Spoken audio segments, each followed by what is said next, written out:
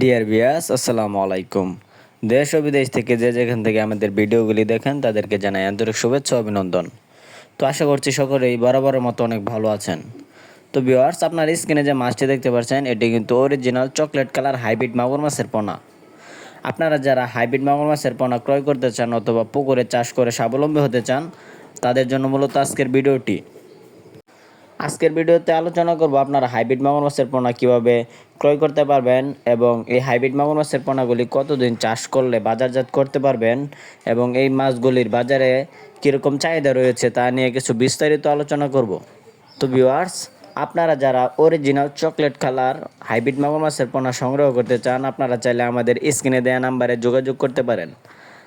আমরা সারা বাংলাদেশের 64 জেলায় এই মাছগুলি বিনামূল্যে হোম ডেলিভারি করে থাকি। তো আপনারা স্ক্রিনে দেখতে পাচ্ছেন আমরা কিন্তু গুনে গুনে প্যাকেটিংয়ের মাধ্যমে এক জায়গায় মাছের পোনা হোম ডেলিভারি দিচ্ছি। আমাদের কাছ থেকে আপনারা 100% যাচাই বাছাই করে অরিজিনাল মাগুর মাছের পোনা সংগ্রহ করতে পারবেন।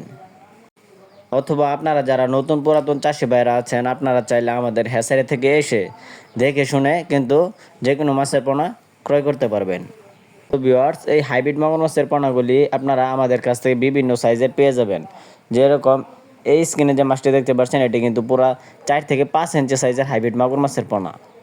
এই পোনাগুলি আপনারা 3 মাস চাষ করে খুব সহজেই বাজারজাত করে দিতে পারবেন।